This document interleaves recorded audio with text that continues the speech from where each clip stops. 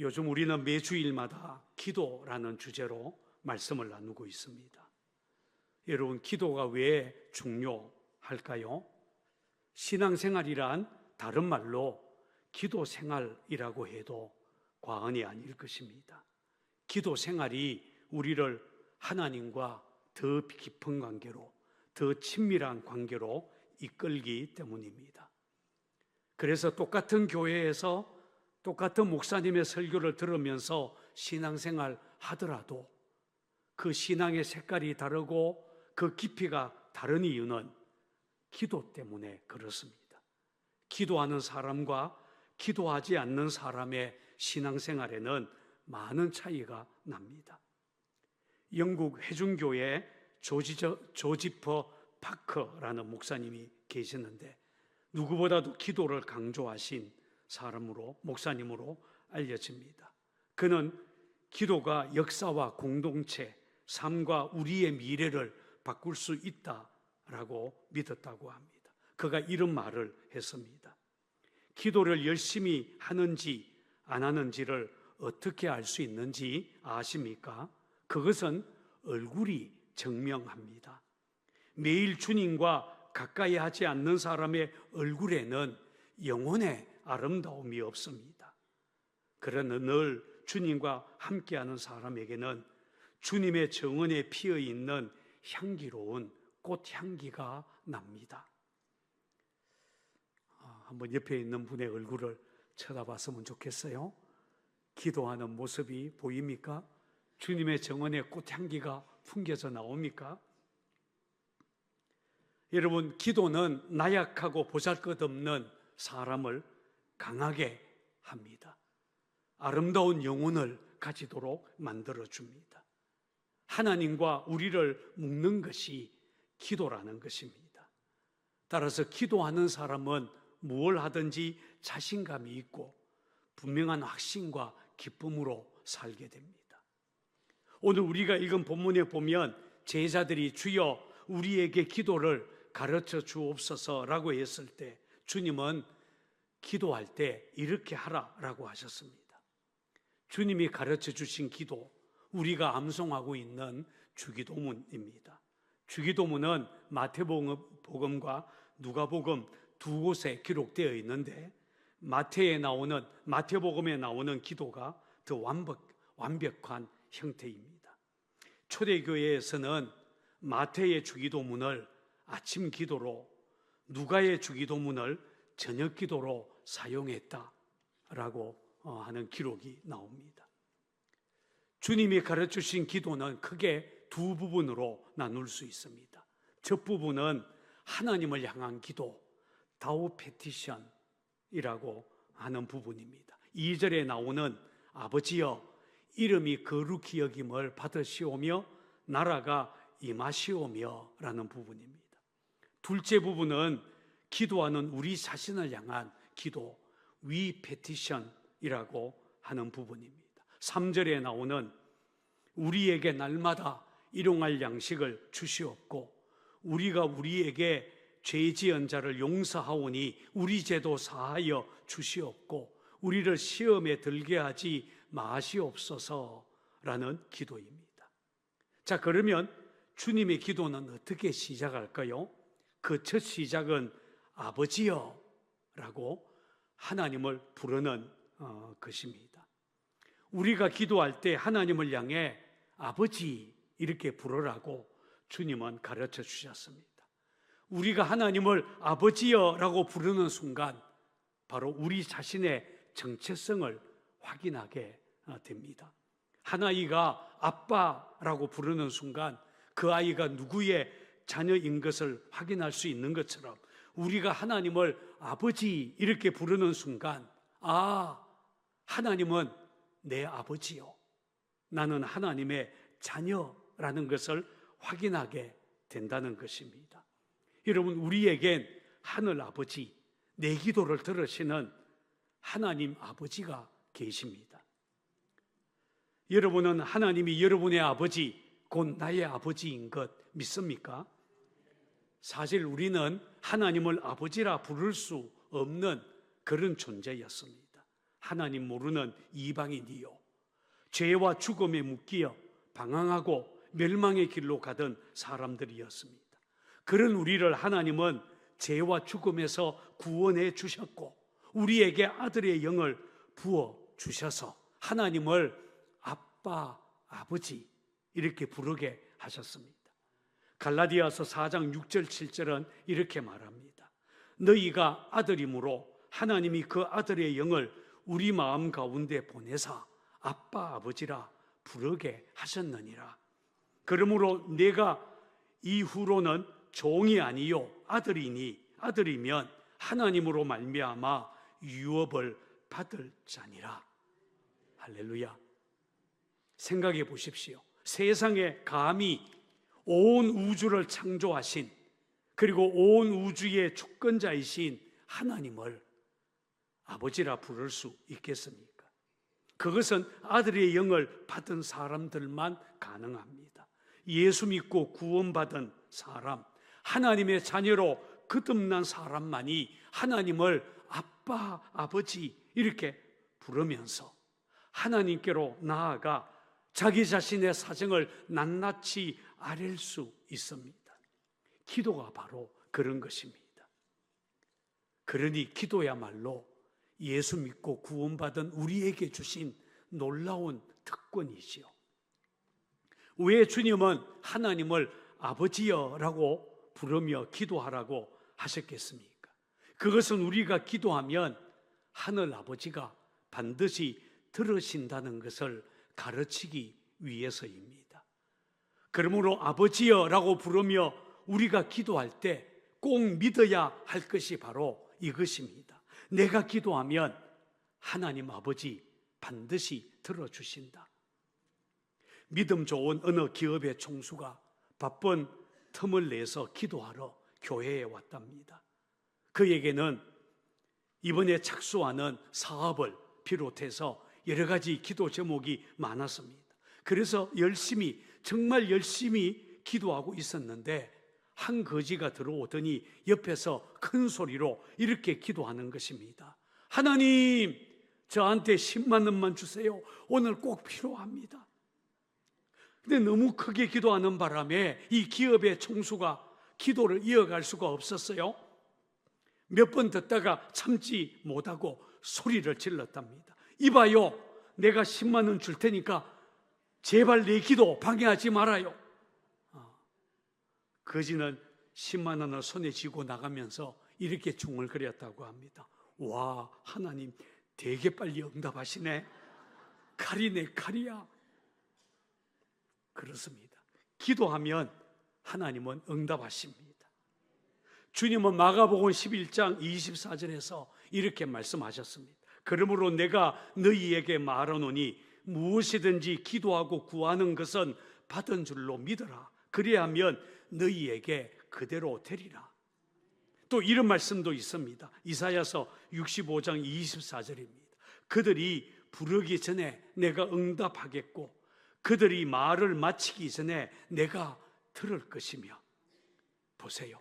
부르기 전에, 말을 마치기 전에 응답하시겠다라고 하셨습니다.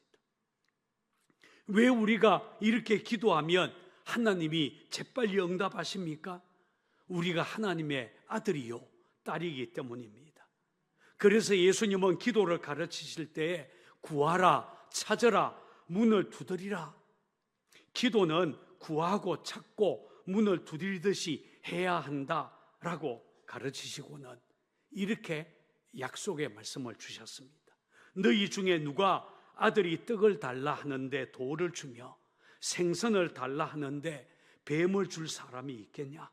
너희가 악한 자라도 좋은 것으로 자식에게 줄 알거든 하물며 하늘에 계신 너희 아버지께서 구하는 자에게 좋은 것으로 주시지 않겠느냐? 무슨 말입니까? 우리가 기도하면 하늘 아버지는 반드시 응답하시는데 악한 자라도 자식에게는 좋은 걸 줄 아는데 하물며 하늘 아버지, 좋으신 아버지께서 우리의 기도 들으시고 좋은 것으로 응답하지 않겠느냐? 라고 하신 것입니다. 그러니 여러분, 내가 기도하면 하나님 반드시 응답하실 줄 믿고 기도의 골방으로 자주 들어가는 저와 여러분이 되기를 바랍니다. 두 번째, 주님은 하나님의 이름이 거룩히 여김을 받도록 기도하라라고 하셨습니다. 하나님이 원하시는 기도는 아버지여 이렇게 부르고 아버지의 이름이 거룩히 여김을 받으시오며 그분의 이름을 위해 먼저 기도하는 것이다 라고 가르쳐 주셨습니다. 원래 하나님의 이름이란 곧 하나님 자신을 의미합니다. 하나님은 자신이 계시한 그 이름 그대로의 분이시고 그 하나님의 이름이 바로 그분의 본질과 그분이 누구인지를 보여주고 있습니다. 하나님께서 아브라함에게 나타나서 나는 전능한 하나님이라 엘 샤다이 하나님의 이름을 계시하신 다음에 아브라함의 나이 100세에 아들을 낳게 하셨습니다. 하나님은 자신의 이름 그대로 전능하신 하나님이다 라는 것을 아브라함을 통해서 확인시켜 주신 것입니다. 그러나 사람들의 이름은 꼭 그 사람의 인격과 일치하는 것은 아니에요. 어떤 이름을 가졌다고 그 사람이 그런 사람이라는 뜻은 아닙니다. 제가 아는 사람 중에 공주라는 이름을 가진 여인이 있어요. 그 이름이 공주이기는 하지만 그렇다고 실제로 공주는 아니에요. 그러나 하나님의 이름은 다릅니다. 하나님은 그 이름과 같은 본질이십니다. 하나님은 바로 하나님의 이름은 그분 자체를 가리킵니다. 그래서 성경에서는 하나님의 이름, 여호와의 이름 망령되이 일컬지 말라라고 하셨습니다. 따라서 우리가 이름이 거룩히 여김을 받으시오며 라고 기도할 때 그 기도는 세상 모든 사람이 우리 하나님이 거룩한 분인 줄 알고 그분을 거룩히 여기게 해달라라고 하는 뜻이라고 할 수 있습니다. 그런데 여러분 한번 생각해 보십시오. 이 세상 창조하신 분이 누구십니까? 하나님이십니다. 지금도 살아서 세상을 주관하고 계시는 분이 누구십니까? 우리 하나님이십니다. 그렇다면 여러분 하나님이 세상을 창조한 이 세상에서 하나님의 이름이 당연히 영광을 받고 거룩히 여김을 받아야 하지 않겠습니까? 그런데 현실은 그렇지 않습니다. 이 세상에서 하나님의 이름이 얼마나 형편없이 취급받고 있는지 모릅니다. 자신이 만든 이 세상에서 하나님의 이름이 모욕당하고 조롱당하기도 합니다. 2008년 말에 영국의 무신론자 단체인 BHA, 영국 휴머니스트 협회가 영국 런던 버스에 이런 광고 문구를 게시했어요. 하나님은 아마 없을 것이다. 걱정을 멈추고 인생을 즐기라. There's probably no God. Now stop worrying. Enjoy your life. 이런 문구를 영국 런던 버스 광고 문구로 게시했습니다. 하나님이 없다는 거예요. 무신론자들이 광고했습니다. 물론 그렇다고 해가지고 하나님이 안 계신 거 아닙니다. 우리 하나님은 사람에게 조롱받을 그런 분이 아닙니다. 그러나 그럼에도 불구하고 하나님의 이름이 거룩히 여김을 받지 못하는 것이 오늘의 현실입니다. 하나님 모르는 세상 사람이야 그럴 수 있겠죠. 문제는 하나님 믿는 하나님의 자녀라고 하는 우리 때문에 하나님의 이름이 욕을 먹을 때가 많이 있습니다. 교회 다닌다고 하면서 술 취해서 추태 부리거나 교회 집사요, 권사요 라고 하면서 거짓말하고 사기치고 이기적인 행동으로 다른 사람에게 피해를 줄 때입니다. 이런 잘못된 행동들, 그런 삶이 하나님의 이름에 욕을 돌리는 것입니다. 그러므로 하나님의 이름이 거룩히 여김을 받도록 하는 이 기도는 하나님의 이름이 세상에서 욕먹지 않게 해달라라고 하는 소극적인 의미도 있겠지만, 이보다 더 훨씬 적극적인 의미, 바로 저와 여러분이 하나님의 이름이 거룩히 여김을 받도록 살도록 해달라라고 하는 뜻을 포함하고 있습니다.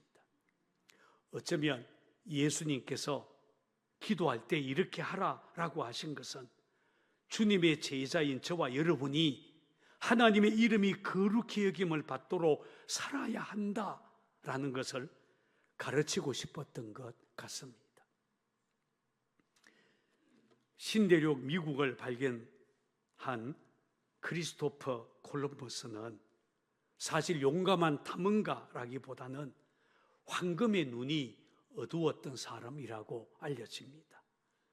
그가 신대륙 미국을 발견한 것도 황금을 찾으러 나섰다가 발견한 것이라고 하지요.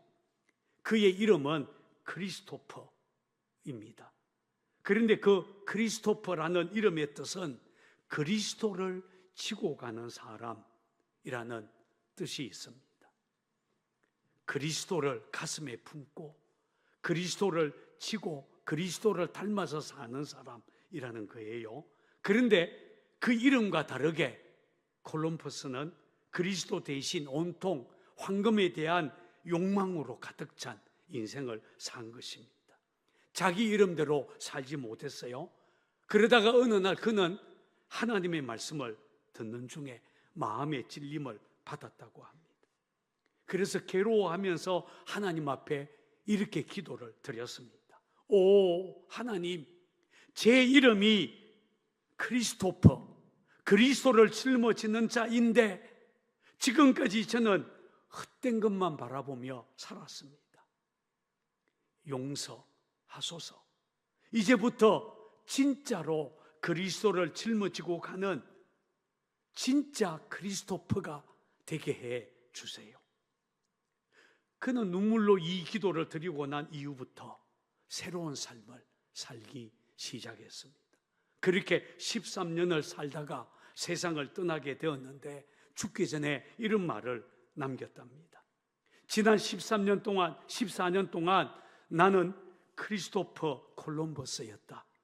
그리고 이 기간이 내 일생 중에 가장 행복했고 보람 있는 시간이었다. 상고교회 성도 여러분, 여러분은 어떻습니까? 하나님의 이름이 거룩히 여김을 받도록 살아가고 있습니까? 아멘 소리가 들려야 되는데 안 들려요? 우리는 하나님의 이름, 예수 그리스도의 이름을 가슴에 새긴 사람들입니다.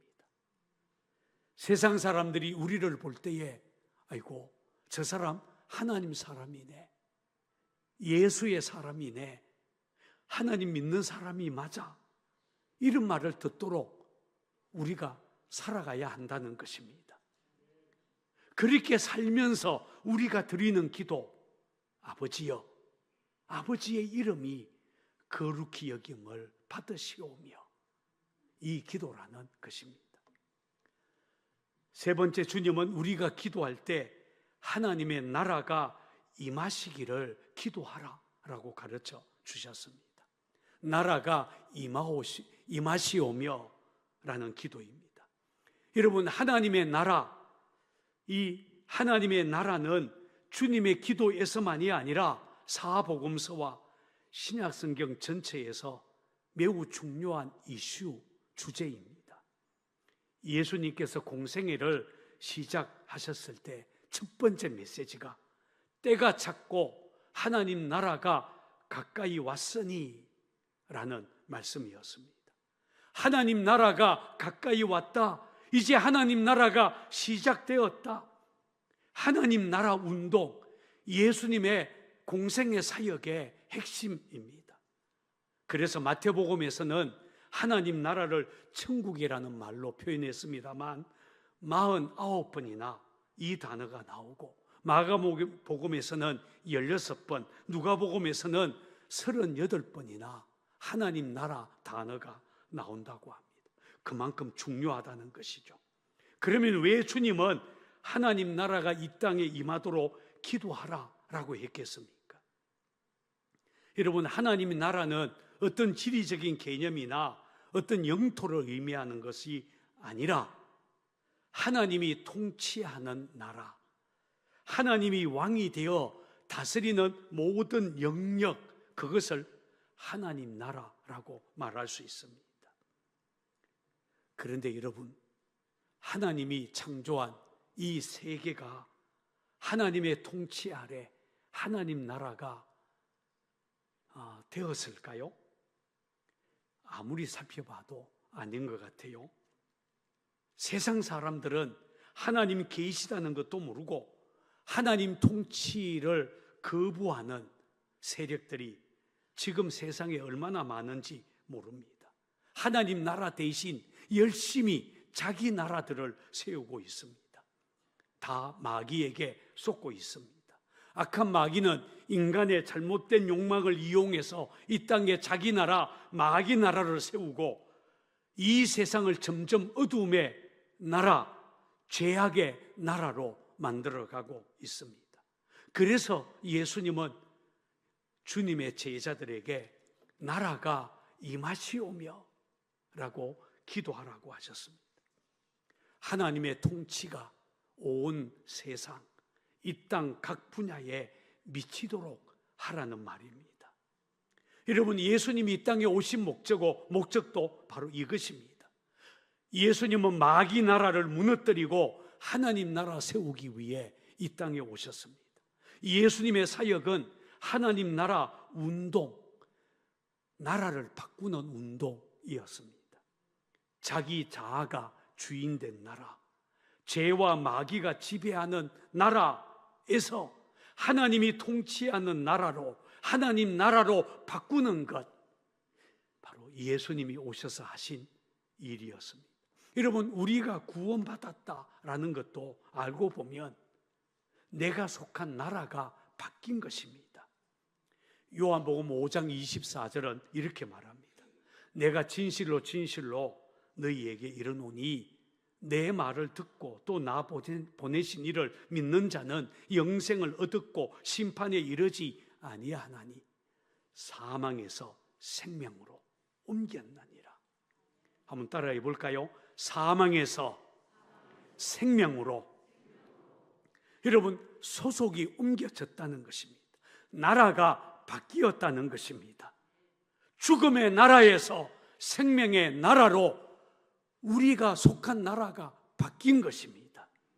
여러분, 구원이 뭡니까? 마귀의 지배 아래 있던 나라에서 하나님이 통치하는 나라로 여러분, 우리의 소속이 옮겨진 것입니다. 혹시 여러분의 나라는 바뀌었습니까? 여러분들은 하나님 나라 백성이 되었습니까? 그렇다면 여러분, 이 하나님 나라가 어디에서부터 이루어져야 하겠습니까? 어느 날 바리새인들이 하나님 나라가 어느 때에 임합니까? 라고 예수님께 물었을 때 예수님은 하나님의 나라 볼 수 있게 임하는 게 아니요, 또 여기 있다 저기 있다 고도 못하리니 하나님의 나라는 너희 안에 있느니라. 한번 따라해 볼까요? 너희 안에 있느니라. 여러분, 하나님 나라가 어디 있다고요? 너희 안에, 우리 안에 임하는 것이라고 하셨습니다. 여러분, 하나님의 나라는 눈에 보이는 어느 공간, 어떤 지역 혹은 죽어서 가는 어떤 곳이라기보다는 지금 여기서 우리가 누릴 수 있는 나라, 바로 우리 안에 주님이 오시면 주님이 우리 안에 이루시는 나라가 하나님 나라라고 말씀하셨습니다. 혹시 그런데도 불구하고 예수 믿고 구원받았다고 말하면서도 여전히 고민과 갈등으로 고통스러워하는 사람이 있다면, 그 마음이 어두워져 있다면 아직 그 마음에 하나님 나라가 온전히 이루어지지 못한 것입니다. 그러니 하나님 나라 내 안에 임하시옵소서. 우리는 끊임없이 기도해야 할 것입니다. 언제가 말씀드린 기억이 납니다만 우리나라 초창기 부흥사였던 성결교회 이승복 목사님, 아마 여러분들이 아시고 있을 것입니다. 이분은 6.25 전쟁이 끝날 무렵에 목포에서 부흥회를 인도하다가 공산당원에게 붙잡혀 갔답니다.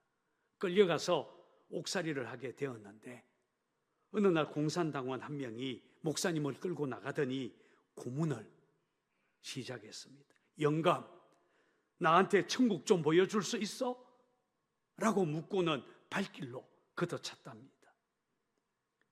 목사님은 예, 보여드리지요 라고 대답을 하자, 야, 죽어서 가는 천당 말고 지금 당장 보여주란 말이야 라고 소리 질렀습니다. 목사님은 예, 지금 보여드릴 수 있습니다 라고 대답을 하자, 어떻게 보여주냐 라고 하면서 또 발길질을 했다고 합니다. 그때 이승모 목사님이 이렇게 말을 했다고 합니다.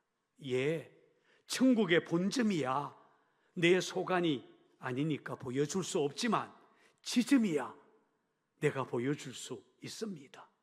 천국 지점이 바로 제 마음입니다. 내 마음에 천국 있습니다. 한번 따라해 볼까요? 내 마음에 천국이 있습니다. 여러분, 이 이승목 목사님의 고백이 놀랍지 않습니까? 여러분, 예수 믿고 구원받은 사람이 어떤 사람입니까? 천국이 임한 사람. 내 안에 임한 천국을 세상에 보여줄 수 있는 사람. 저는 그런 사람이 진짜 예수 믿는 사람이라고 생각합니다. 그래서 우리는 나라가 임하시오며 이렇게 날마다 기도해야 됩니다. 하나님 나라 백성 아니라면 굳이 이런 기도 할 필요도 없고 할 수도 없습니다.